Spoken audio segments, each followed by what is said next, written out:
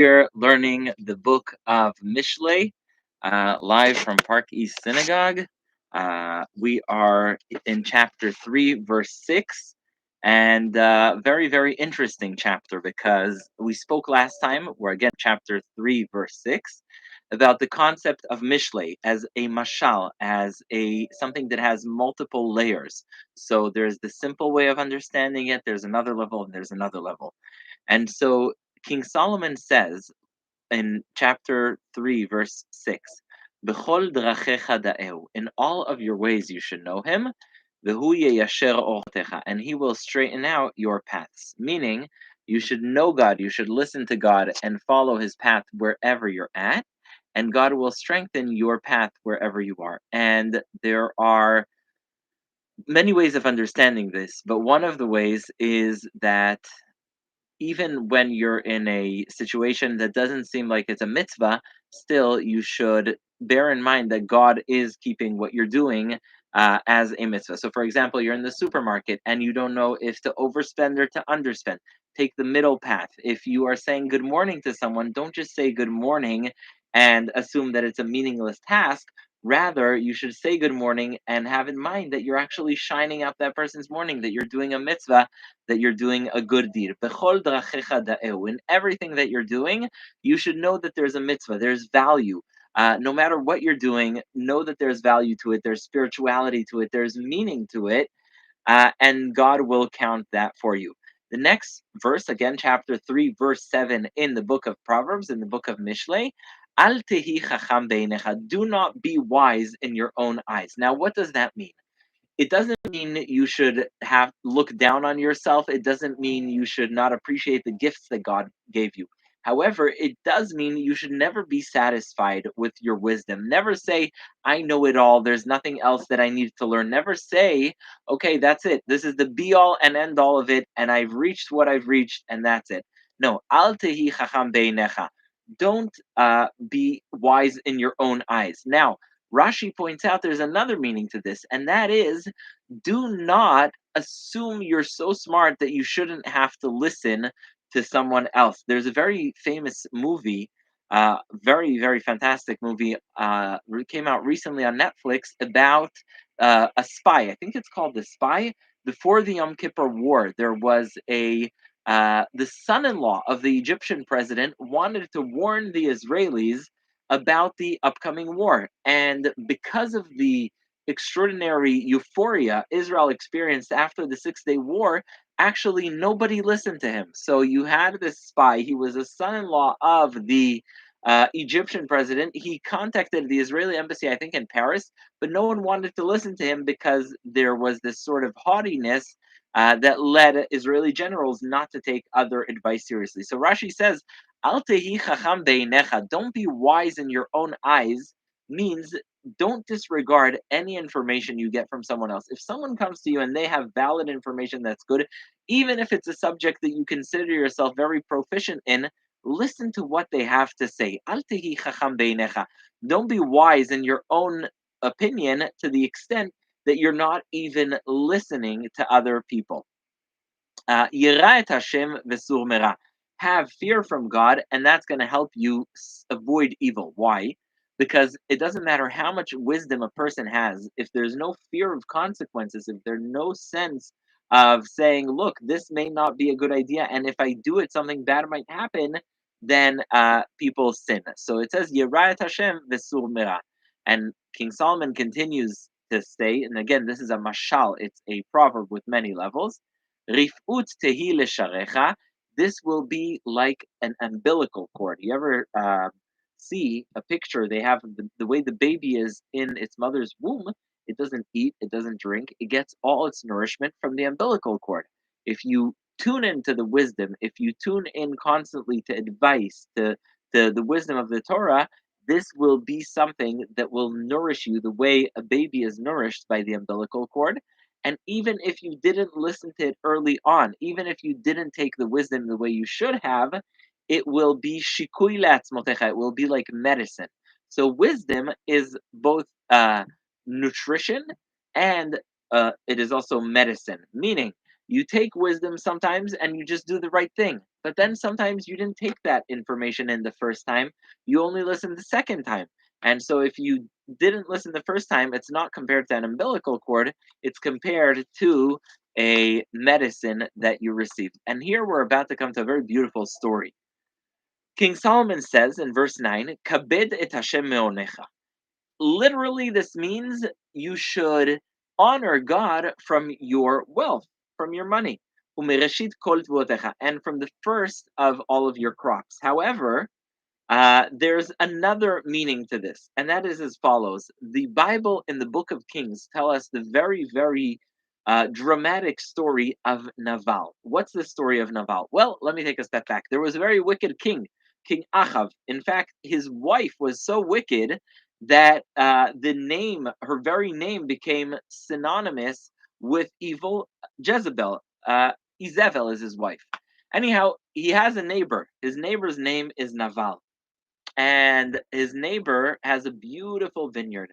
And Jezebel, the wife of the wicked king Achav, says to him, "Look, such a beautiful vineyard that our neighbor has.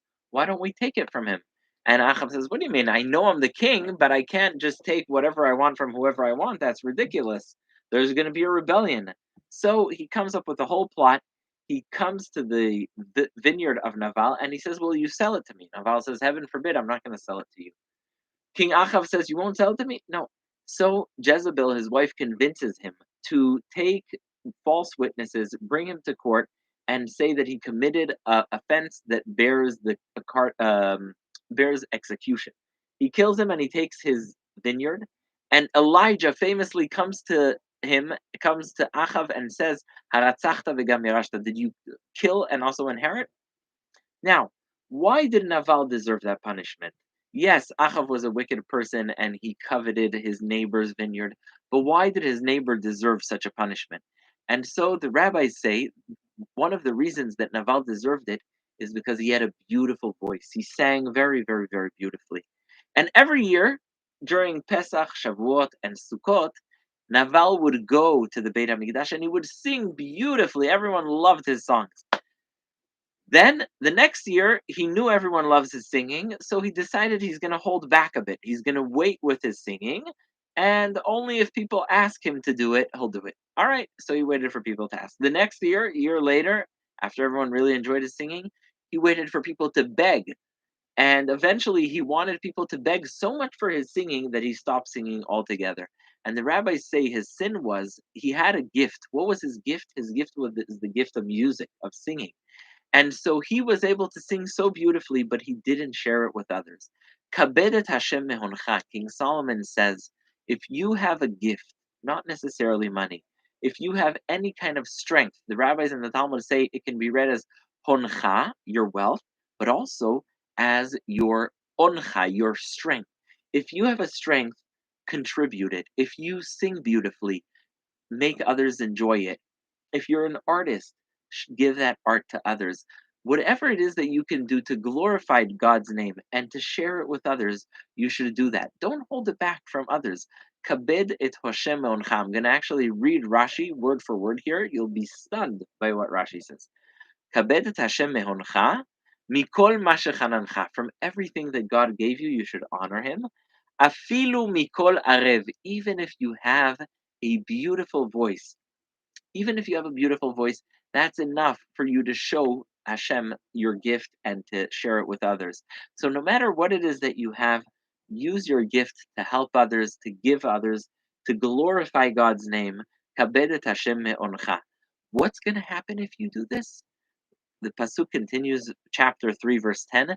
V'mal'u asamecha sova. Your silos, your stashes will be filled with prosperity. V'tirosh yekavecha yifrotu.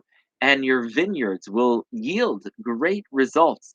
And so sometimes we think, if I give from what I have for free, then I'm going to become poor. No, it's exactly the opposite. If you give from what you have, if you are generous, if you are constantly trying to be selfless and give others, that's going to come around to you. I always speak about Rabbi Sachs and his example of the Wikipedia encyclopedia and the Carta encyclopedia.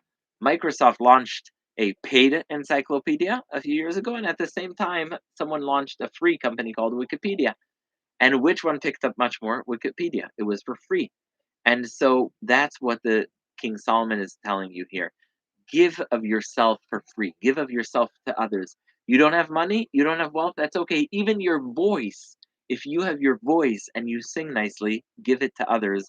Let others enjoy. Make sure you enjoy. And then you have the story of Naval who wouldn't do it. Next, we continue to a very, very difficult topic that's on the mind of many. Musar Hashem b'ni al tim'as. Musar literally means advice. Sometimes it even means being reprimanded, but sometimes it also means suffering. Musar Hashem b'ni al timas. Do not despise the musar that Hashem gives you. Sometimes that means don't despise the advice Hashem gives you. Sometimes it means don't despise the words that Hashem gives you as instructions, but sometimes it also means don't despise the suffering that you have. What does that mean? Obviously, if you have an illness, a pain, a ache, you should do everything you can to heal yourself. We say v'rapo yerape. You should do your best to heal yourself.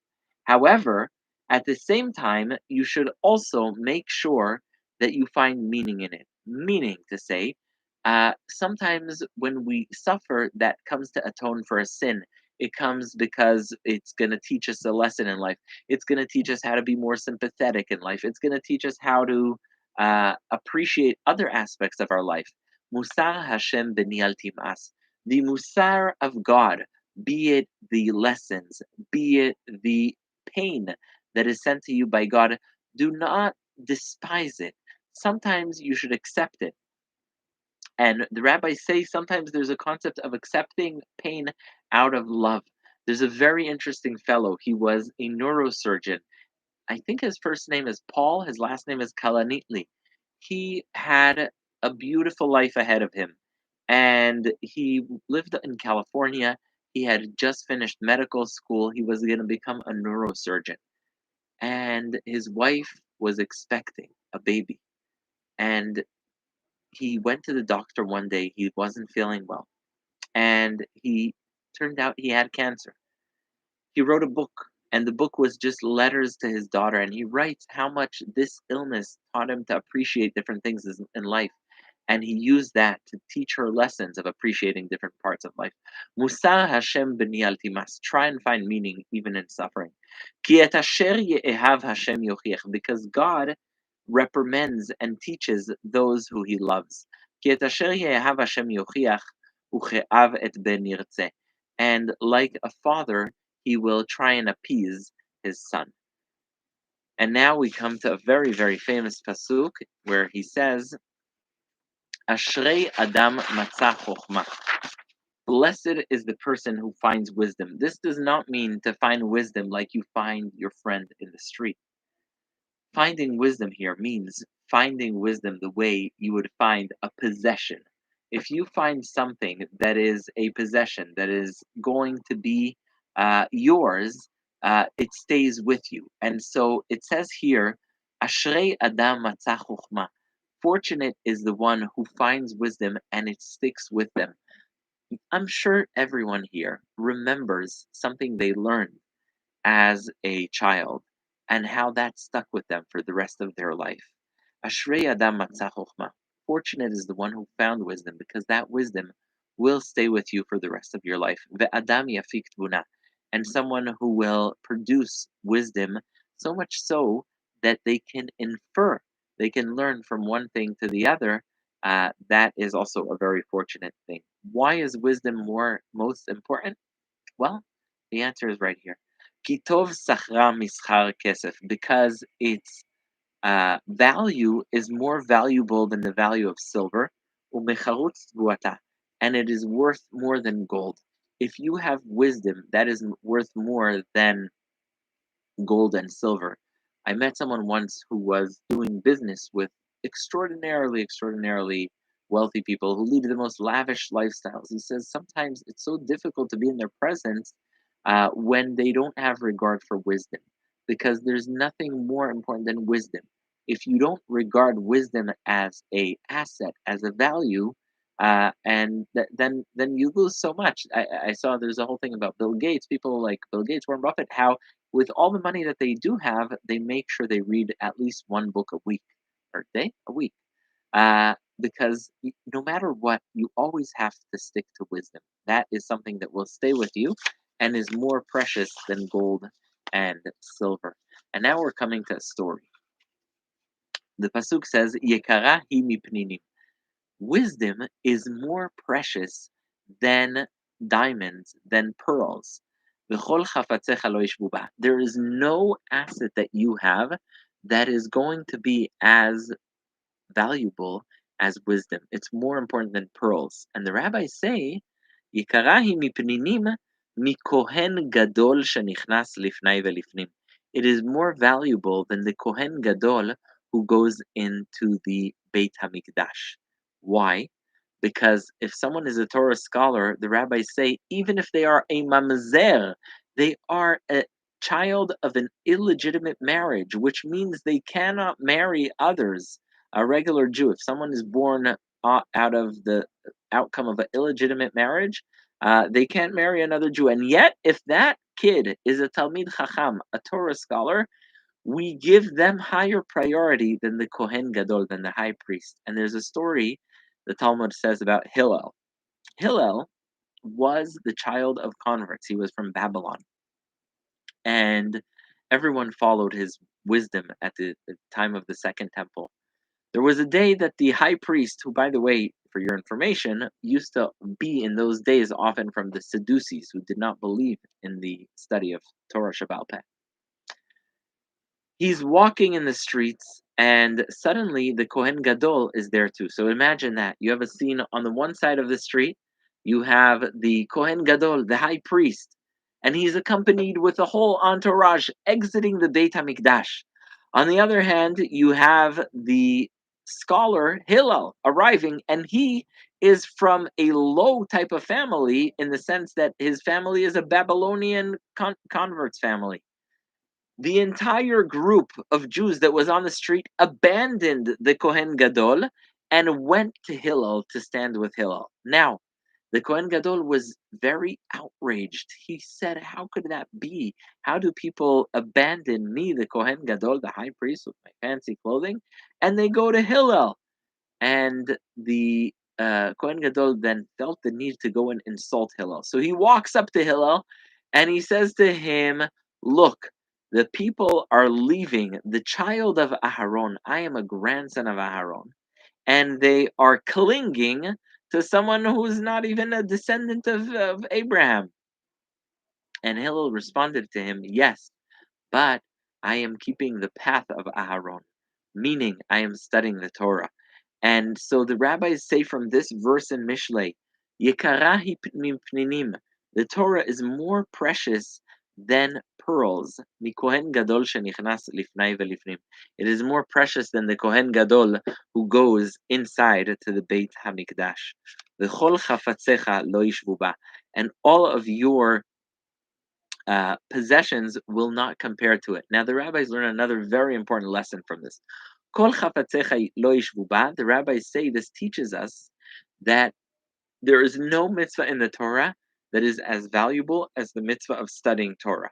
So, the mitzvah of studying the Torah is the most important one. So, the Maimonides says, look, what if you have a situation, you're studying Torah, and there's another mitzvah you can do. For example, you can do another mitzvah of, let me think, you can do the mitzvah of not eating matzah, because that's an obligation you have all the time. You're studying Torah, and you have the opportunity to go to a funeral, which is a very big mitzvah. What should you do? Maimonides says the mitzvah of Torah always takes precedence, except if there's no one else to do it. If there's no one else who can do it, or if your role there is in a value that no one else has, meaning you're a brother, a cousin, whatever it may be, then then you should go. But kol chafatzecha lo yishvu ba. There is no mitzvah in the world that is as valuable as the mitzvah of studying Torah, and it is more precious than gems. And now we come to a very, very famous pasuk. Orech yamim bimina, uvismola osher v'chavod. In the right hand side of the Torah, in the right pillar of the Torah, there is length of days, longevity. Bismola, on its left, there is osher v'chavod, there is wealth and honor. Now, what's the difference between this? We know in Judaism, usually the right side is considered the more positive side, and the left side is considered the more negative. The rabbis say, Orech yamim bimina. There is longevity and legacy in its right, meaning in the people who study Torah for the right reasons, because there are different reasons someone might study Torah. Sometimes someone studies Torah because they want to do God's will, they want to come close to God, they want to study God's Torah. But sometimes you have the other side. Sometimes you have someone who studies Torah for ulterior motives. They want the honor that comes with this, they want a job that they may get with it. That is bismolah. The rabbis say, Orech yamim bimina. If you're studying Torah for the right reasons, if you're studying Torah because you want to acquire wisdom, because you want to come close to Hashem, then absolutely you'll be rewarded with longevity, with reward in Olam Haba. But bismolah, if you're studying Torah for the wrong reasons, in its left, you will get osher v'chavod, you will get wealth, you will get prosperity, but you won't get the same reward of longevity and reward in the world to come. The next pasuk you probably know by heart. What is the next? That's the beauty of the book of Proverbs. It has so many statements that would have been, you just assume it's saying it's a proverb, but it's actually right here in the book of Proverbs, chapter 3, verse 17. Derachea darchei noam, v'chol netivotea shalom. Its ways are ways of pleasantness, and all of its paths are peace. Now, we know that the simple meaning of that is that the paths of the Torah should be peaceful. If someone studies Torah, it should come with a sense of integrity, with a sense of honesty, with a sense of treating others gently and nicely. Derachea darchei noam, its ways are ways of pleasantness. V'chol netivotea shalom. All of its paths are peace. So, what does that mean? It means how we should conduct ourselves, but it also means how we should perceive the Torah. Sometimes people go crazy. They say, "Oh, I want to eat matzah. Well, let me get the matzah that is most crusty and burnt up," and they'll go with all these extremist uh, demands that make it seem like keeping the Torah is so onerous and so unpleasant. No, that shouldn't be the way to keep Torah. The way to keep Torah should be a path of pleasantness, a path where it's pleasant for you. You're enjoying it, right? You sit in the sukkah, yes, but if it's boiling hot or freezing cold, you don't sit in the sukkah. The rabbis say if you're going to take a arbat aminim, the lulav, the etrog, you cannot take any lulav, etrog, hadas, arava that have prickles in them that can hurt you. Why? The rabbis cite Derachea darchei noam. The Torah is meant to be pleasant. So this is a two-way instruction. A, the Torah is meant to be pleasant. B, the people who study the Torah, when they take it and internalize it, they should in turn become pleasant people. They in turn should become people that are kind to others, that are sensitive to others, that do things in a gracious way. Derachea darchei noam, v'chol netivotea shalom. Interestingly, the verses in Mishlei are actually the opposite, the way we say them in synagogue. The next pasuk is Etz chaim hi lamachazikim ba. It is a tree of life to those who hold on to it. V'tomchea meushar, and those who support it are fortunate and happy. Why is this also a two-way commandment? When you hold onto a tree, there are two things you can be doing. You can be holding onto the tree for dear life. Imagine someone's right above a gushing river and they're just hanging on for life onto the tree. Etz chaim hi lamachazikim ba. The Torah is a tree of life. You hold on to it. However, there's also the meaning sometimes the tree itself is shaky. It may be on its way to collapse, and you are the one who holds it up.